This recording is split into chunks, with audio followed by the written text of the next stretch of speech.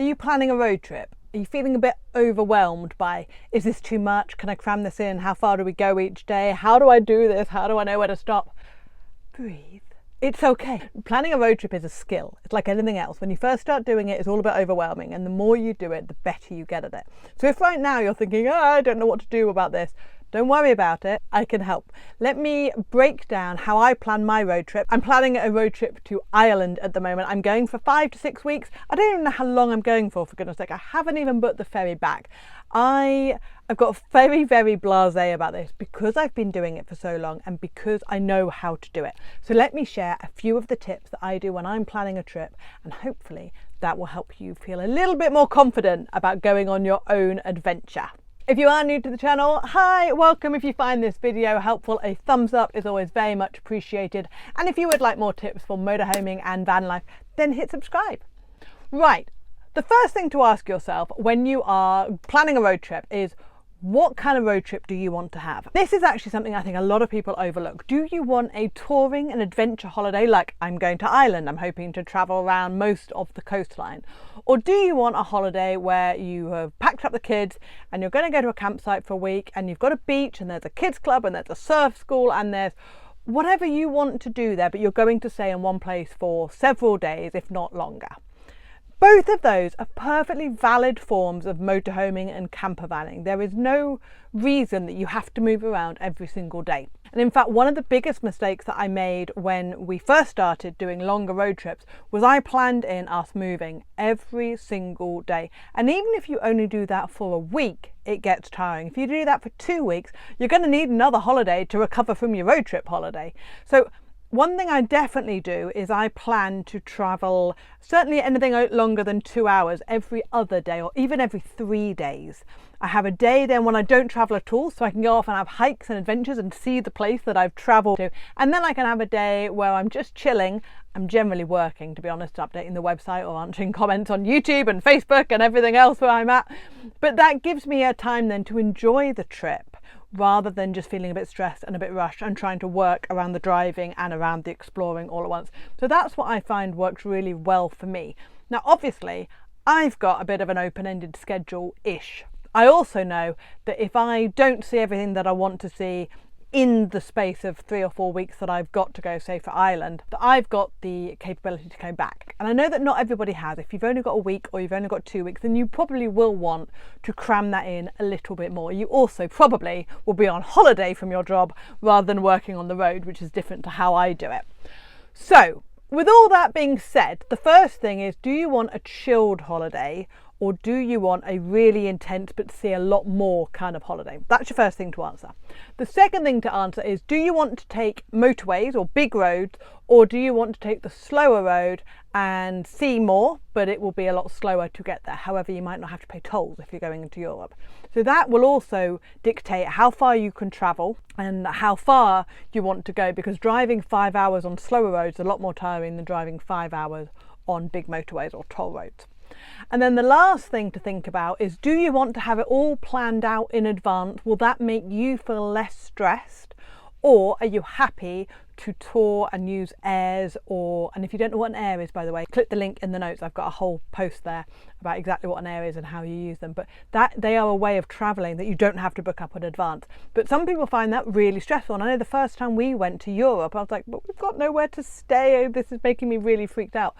And actually, of course, the more we do it, the easier it gets. But if it is really stressing you out and just booking a campsite will make you feel less anxious, then book a campsite. This is supposed to be a holiday. It's supposed to be fun. So if that makes you feel better, then please just do it. If you are traveling in the school holidays and you want a campsite with a swimming pool and a kids club or by a beach, book them now. Book them now, because they get booked up so quickly, and it will make you a lot less stressed trying to find a space closer to the school holidays. So once you know the kind of holiday you have, then the next thing to figure out is how far you want to drive each day. Now, I have about a 3-4 hour driving limit per day, purely because, especially when I'm traveling on my own, I'm doing all the driving and it gets quite tiring when you're driving a bigger vehicle like a motorhome. If you're swapping the driving, then you might want to extend that. You have to take these tips and do what works for you in your circumstances. If I'm traveling, when I had Mac was a puppy, we would only go an hour or two, then we needed to stop. if you've got a baby, you obviously can't travel for long periods. They need to stop and to get out their car seat and everything. So you have to take them and do what works for you, and that will change throughout the years and throughout your motorhoming or campervanning life. So you just take the situation that you're at now and then adapt it. So I have about a 3-4 hour limit. Now obviously 3 hours on a motorway is what, 200 miles. 3 hours down in Cornwall is maybe 60 miles, honestly. If it's any time in the school holidays, I would avoid Cornwall like the plague in the school holidays, but never mind. But you know, the roads are 20-30 mile an hour roads pretty much all the way. And even if the speed limit is higher, you're probably not going to go much faster than 30, maybe 40 mile an hour on some of the bigger roads. So you're going to be able to go a lot shorter distance than you would do if you were travelling on the big main roads. So take that into account. So once you have decided how many stops you like, even if you don't know where those stops are yet, but you know you're going to drive on this day, then you're going to stop for 2 nights, then you're going to drive, then you're going to stop for 2 nights. You know how many driving days you've got in the time that you've got allocated. Once you have done that, you know roughly how much mileage you can cover in the space that you have got. So if you've got 2 or 3 weeks, you know, well, okay, I can do Devon and Cornwall, but I probably am not going to have time to do Devon and Cornwall and up to Scotland and down to Kent and across into France and everything else. You can do that, of course you can do that. If you just want to go and tick it off your list and do a day in Devon and a day in Cornwall and then drive for 2 days straight up to Scotland and then stop at the Lake District for a day on your way back and then stop down to Kent, you could probably do that in a week. But you're driving every day and you're not really going to see a lot. So what is most important to you? Now, one way that I do this is I use Google Maps, and I set up a new map. So this is my island map, and I have put on there the points that I want to visit. This isn't a route, this isn't a plan. I don't know how many days I'm going to take to do it all yet, but I start off by putting the points that I want to visit, the places, the things that I want to see on a map, so I can see roughly a route, and then I can see, right, I've got 2 things there that I want to go and do. That's probably going to take me 2 days if I include the driving day and an overnight, then a day to go and see it, then a day to work. So I'm going to want to be somewhere for about 3 nights. So that's probably not going to be a wild camping spot, probably going to need a campsite for that so that I've got a space that I can stay for 3 days. Whereas if I am going to just stop over whilst I am travelling to the next point, like when I do the Wild Atlantic Way, I'm hopefully going to use quite a few off-grid parking spots because I'm going to drive, stay overnight and then drive for the next day, so that I can use some of these places. But obviously you can't stay longer than a night in these places.